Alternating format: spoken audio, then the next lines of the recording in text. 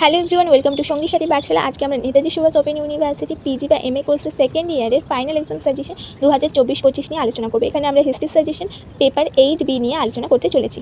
তো এখানে আমরা পেপার 8Bর 18, 12 এবং 7 নম্বরের গুরুত্বপূর্ণ প্রশ্নগুলো নিয়ে আলোচনা করবো এবং তোমাদের সেকেন্ড ইয়ারের জন্য 5th, 6th, 7A, 7B এবং 8A পেপারের সাজেশন আমরা অলরেডি আমাদের চ্যানেলে আপলোড করে দিয়েছি। তোমাদের যাদের যেটা প্রয়োজন সেটা অবশ্যই চ্যানেলে ভিজিট করে প্লেলিস্টে ভিজিট করে দেখে নেবে।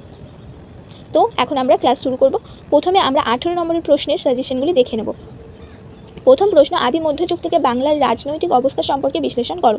খুব গুরুত্বপূর্ণ প্রশ্ন। এখানে আমরা প্রশ্নের গুরুত্ব হিসাবে বিচার করে স্টার চিহ্নের দ্বারা চিহ্নিত করে দিয়েছি। 2 নম্বর প্রশ্ন, আদি মধ্যযুগে ভারতে ভূমিদান সম্পর্কে প্রবন্ধ আলোচনা করো। 3 নম্বর, ভারতীয় সামন্ততন্ত্র সম্পর্কে ঐতিহাসিক বিতর্কটি আলোচনা করো। 4 নম্বর প্রশ্ন, আদি মধ্যযুগে উত্তর ও দক্ষিণ ভারতের নগরায়ণ সম্পর্কে ঐতিহাসিকদের মতামত ব্যাখ্যা করো। 5 নম্বর প্রশ্ন, মধ্যযুগে বাণিজ্যিক গিল্ডগুলির অবদান আলোচনা করো। 6 নম্বর, আদি মধ্যযুগে ভারতের বণিক গোষ্ঠী সম্পর্কে একটি প্রবন্ধ লেখো। 7 নম্বর প্রশ্ন, আদি মধ্যযুগে ভারতের কৃষি উৎপাদন বৃদ্ধি তুমি কিভাবে ব্যাখ্যা করবে আলোচনা করো। 8 নম্বর, আদি মধ্যযুগে ভারতের সামন্ততান্ত্রিক অর্থনীতি ও সমাজের প্রধান বৈশিষ্ট্যগুলি আলোচনা করো। 9 নম্বর প্রশ্ন, আদি মধ্যযুগের ভারতের ভূমিদান বিষয় সম্পর্কে বিস্তারিত আলোচনা করো। 10, পঞ্চম থেকে ত্রয়োদশ শতকের মধ্যে ভারতের কৃষি অর্থনীতির বিবর্তন বিষয়ে প্রবন্ধ রচনা করো। 11 নম্বর প্রশ্ন, খ্রিস্টীয় পঞ্চম থেকে ত্রয়োদশ শতকের মধ্যবর্তী সময়ে ভারতের কৃষি প্রযুক্তি বিস্তার ও সেচ প্রযুক্তি উন্নয়ন আলোচনা করো। এই ক্ষেত্রে কোনো আঞ্চলিক বৈচিত্র্য লক্ষ্য করা যায় কিনা নিজের মত অনুসারে লেখো। নেক্সট 12 নম্বর প্রশ্ন, বিজয়নগর সাম্রাজ্যের ন্যায়াঙ্কার ব্যবস্থা সম্পর্কে একটি প্রবন্ধ লেখো। 13, নগরায়ণ বলতে কী বোঝো। নগরের অবক্ষয় সম্পর্কে রামশরণ শর্মার বক্তব্য আলোচনা করো। খুব গুরুত্বপূর্ণ প্রশ্ন। 14 নম্বর প্রশ্ন, অগ্রহার ব্যবস্থা কাকে বলে। বাংলার অর্থনীতিকে অগ্রহার ব্যবস্থা কিভাবে প্রভাবিত করেছিল লেখো। 15, পঞ্চম শতকের পরবর্তী সময়ে ভারতীয় আভ্যন্তরীণ বাণিজ্য সম্পর্কে আলোচনা করো বা লেখো। এই ছিল আমাদের 15টি প্রশ্ন 18 নম্বরের জন্য। এগুলো অবশ্যই ভালো করে পড়বে। এগুলো তোমাদের 12 নম্বরের প্রশ্নের জন্য খুব গুরুত্বপূর্ণ। এরপরে আমরা 12 নম্বরের গুরুত্বপূর্ণ প্রশ্নের সাজেশনগুলি এখানে উল্লেখ করতে চলেছি। প্রথম প্রশ্ন হচ্ছে, মৌর্য ও মৌর্য পরবর্তী যুগে ব্যবসা বাণিজ্যের প্রকৃতি সম্পর্কে উল্লেখ করো। 2 নম্বর প্রশ্ন, ভারতের বাণিজ্য পথ সম্পর্কে জানার জন্য ঐতিহাসিক উপাদানগুলির গুরুত্ব আলোচনা করো। 3 নম্বর, আদি মধ্যযুগে বাংলার ব্যবসা বাণিজ্য সম্পর্কে আলোচনা করো। 4, খ্রিস্টীয় পঞ্চম থেকে ত্রয়োদশ শতক পর্যন্ত ভারতের বৈদেশিক বাণিজ্যের প্রধান বৈশিষ্ট্যগুলি আলোচনা করো। 5, বাংলার সামন্ততন্ত্রের উদ্ভবকে তুমি কিভাবে ব্যাখ্যা করবে লেখো। 6, অর্থনৈতিক দৃষ্টিভঙ্গি থেকে ভারতের প্রাচীন মধ্যযুগের রূপান্তর ব্যাখ্যা করো। 7, গুপ্ত পরবর্তী যুগে ভারতের ব্যবসা বাণিজ্যের প্রকৃতি আলোচনা করো। 8 নম্বর প্রশ্ন, বাহামনি রাজ্যের অর্থনীতির প্রধান বৈশিষ্ট্যগুলি আলোচনা করো। 9, বিজয়নগর সাম্রাজ্যের অর্থনৈতিক গঠন ও প্রকৃতি সম্পর্কে আলোচনা করো। 10, মধ্যযুগে ব্যক্তি ও প্রতিষ্ঠান ভূমিদানের অর্থনীতি পরিণতি বিশ্লেষণ করো। 11 নম্বর প্রশ্ন, আদি মধ্যযুগে ভারতের আভ্যন্তরীণ বাণিজ্য সম্পর্কে আলোচনার ক্ষেত্রে সাহিত্যিক উপাদান ও লিপিমালার গুরুত্ব বিশ্লেষণ করো। 12, আদি মধ্যযুগে ভারতের জাতি বর্ণ গোষ্ঠী বিস্তার পদ্ধতি সম্পর্কে লেখো। 12 নম্বরের জন্য 13 নম্বর প্রশ্ন, আদি মধ্যযুগে ভারতের বণিক ও বাণিজ্য কেন্দ্রগুলি সম্পর্কে আলোচনা করো।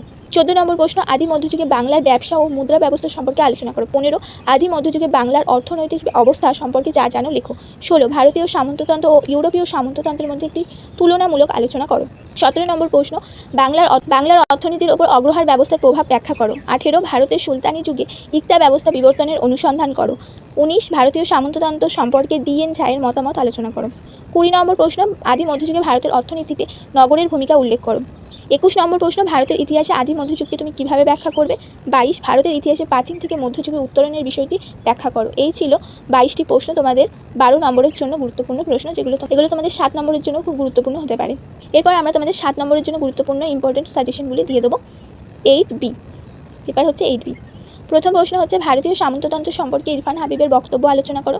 2, বিজয়নগর সাম্রাজ্যের রাজস্ব ব্যবস্থা সম্পর্কে বর্ণনা দাও। 3, আদি মধ্যযুগে বাংলার কৃষি ব্যবস্থা ও হস্তশিল্প সম্পর্কে লেখো। 4, MGS নারায়ণন ও কেশবন ভেলুঘাট কীভাবে ভক্তিবাদের উত্থানকে আর্থসামাজিক ও রাজনৈতিক দিক থেকে ব্যাখ্যা করেন আলোচনা করো। 5 নম্বর প্রশ্ন, এশীয় উৎপাদন পদ্ধতি সম্পর্কে কার্ল মার্কসের মতামত কী ছিল। 6, সুলতানি অর্থনীতি কত অংশে কেন্দ্রীভূত ছিল উল্লেখ করো। 7, আদি মধ্যযুগের ভারত রাজসভার সংস্কৃতি সম্পর্কে টিকা লেখো। 8, হরপ্পা যুগের ব্যবসা বাণিজ্য সম্পর্কে টিকা লেখো। 9, চোল রাজাদের বাণিজ্য নীতি সম্পর্কে বিশ্লেষণ করো। 10, প্রাতিষ্ঠানিক ভূমিদান বলতে কী বোঝো এই সম্পর্কে টিকা লেখো। 11, আদি মধ্যযুগের কামরূপে ভূমিদান প্রথা সম্পর্কে টিকা লেখো। 7 নম্বরের জন্য 12 নম্বর প্রশ্ন, আদি মধ্যযুগে ভারতের ভূমি রাজস্ব ব্যবস্থার প্রধান বৈশিষ্ট্যগুলি কী কী। 13, আদি মধ্যযুগে ভারতীয় ব্যবসা বাণিজ্যের ক্ষেত্রে পরিবহন ব্যবস্থার ভূমিকা উল্লেখ করো। 14 নম্বর প্রশ্ন, ভারতীয় সামন্ততন্ত্র সম্পর্কের বিতর্কে হরবংশ মুখিয়ার অবদান কী? 15 আদি মধ্যযুগে ভারতের অর্থনীতিতে বিনিময় প্রথার গুরুত্ব বিশ্লেষণ করো।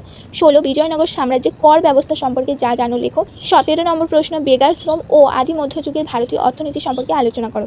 7 নম্বরের জন্য গুরুত্বপূর্ণ 18 নম্বর প্রশ্ন হচ্ছে সুলতানি অর্থনীতিতে বলবনের ভূমিকা উল্লেখ করো। 19 আদি মধ্যযুগীয় ভারতের বাংলা শিল্প সম্পর্কে টিকা লেখো। 20 মধ্যযুগে ব্যক্তিকে ভূমিদান করার প্রথাটি আলোচনা করো। 21 নম্বর প্রশ্ন, মৌর্য পরবর্তী যুগে মুদ্রা ব্যবস্থা সম্পর্কে যা জানো লেখো। 22 আদি মধ্যযুগের ভারতের কারিগরি শ্রেণী সম্পর্কে টিকা লেখো। 23 আদি মধ্যযুগের ভারতের ধারণা বা সত্তা সম্পর্কে অধ্যাপক বি.ডি. চট্টোপাধ্যায়ের যুক্তি ব্যাখ্যা করো।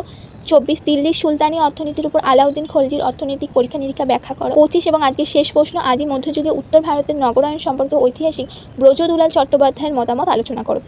এই ছিল নেতাজি সুভাষ ওপেন ইউনিভার্সিটির জন্য গুরুত্বপূর্ণ 8B পেপারের জন্য গুরুত্বপূর্ণ 18, 12 এবং 7 নম্বরের প্রশ্নের সাজেশন। অবশ্যই তোমরা 7B পেপারটির সাজেশন আমাদের চ্যানেলে রয়েছে। এছাড়া তোমাদের সেকেন্ড ইয়ারের 5th ও 6th পেপারের সাজেশনও রয়েছে এবং তোমাদের বন্ধুদের যদি কারোর 7 ও 8 পেপারের সাজেশন থাকে অবশ্যই তোমরা চ্যানেলে ভিজিট করলে পেয়ে যাবে।